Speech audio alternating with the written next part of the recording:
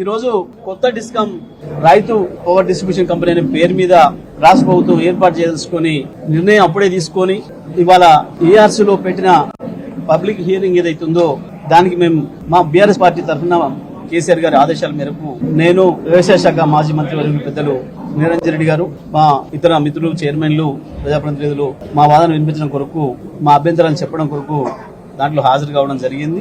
మేము చాలా స్పష్టంగా చెప్పినాం, అది రైతు డిస్కమ్ అనేది అయితే వాళ్ళు పేరు పెట్టినరో, ఆర్డి రైతు పవర్ డిస్ట్రిబ్యూషన్ కంపెనీ అయితే పెట్టినరో దాంట్లో 2 అక్షరాలు మర్చిపోయినరు.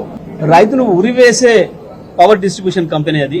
రైతులకు ఇచ్చే ఉచిత విద్యుత్తును లేకుండా చేసి రైతును చీకట్లకు నెట్టడానికి ఏర్పాటు చేస్తున్న డిస్ట్రిబ్యూషన్ కంపెనీ కొత్తది.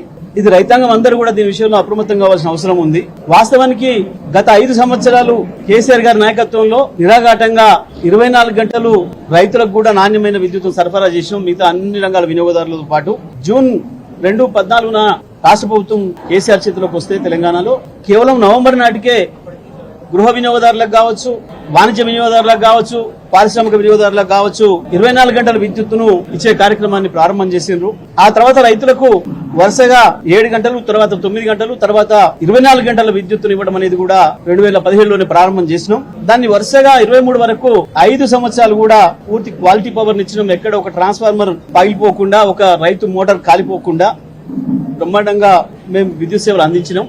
కానీ వాళ్ళు వచ్చిన ప్రభుత్వం ఇది కేవలం ఒక చీకటి ఒప్పందాలతోని ఈ సబ్సిడీలను ఖతం చేయాలి, ప్రత్యేకించి రైతులకు ఏదైతే ఉచితంగా ఇస్తున్నామో దీని నుంచి తప్పించుకోవాలన్న ఉద్దేశంతో వాస్తవానికి ఏదైతే పేమెంట్స్ వస్తాయో రెగ్యులర్ గా వసూలు ఏదైతే జరుగుతాయో ఆ కనెక్షన్లన్నీ వేరు చేసి కేవలం సబ్సిడీలు ఇచ్చే కనెక్షన్స్ ను వేరు చేసి ఒక పథకం ప్రకారం వాటిని వేరే వాళ్ళకి అప్పచెప్పడం కొరకు, పూర్తి ప్రైవేటీకరణ చేయడం కొరకు చేసే కుట్రలో భాగంగానే ఇవాళ ఈ 3వ డిస్కమ్ ప్రతిపాదన తప్ప ఇంకోటి కాదు. ఒక్క మాటలు చెప్పాలంటే రైతులకి, తెలంగాణ రైతాంగానికి, సాధారణ ప్రజలందరికీ కూడా అర్థమయ్యే భాషలో చెప్తా ఉన్నా, 2 ఆవులను వేరు చేసి ఒక కోడెను సాదుకున్న పద్ధతుల్లో, ఆ ఆవులను ఎవరికో అమ్ముకొని ఈ ఉత్త కోడను బర్లను తీసేసి దున్నపోతును పెట్టుకున్న పద్ధతుల్లో ఈ ప్రయత్నం. ఆ తర్వాత ఈ దున్నపోతు కూడా పనిచేయదురా, ఇది ఎందుకు అనవసరంగా, ఇది ఒకటే ఉంది, దీన్ని కూడా కోతకిద్దామని చెప్పి చేసే ఆలోచన తప్ప ఇది ఇంకొకటి కాదు. రైతాంగం అందరూ కూడా దయచేసి అర్థం చేసుకోవాలి. దీని మీద పెద్ద ఎత్తున యుద్ధానికి సిద్ధం కావాలి తప్ప రైతాంగం మీరు ఊరుకొని కూర్చుంటే మాత్రం మార్గం లేదు.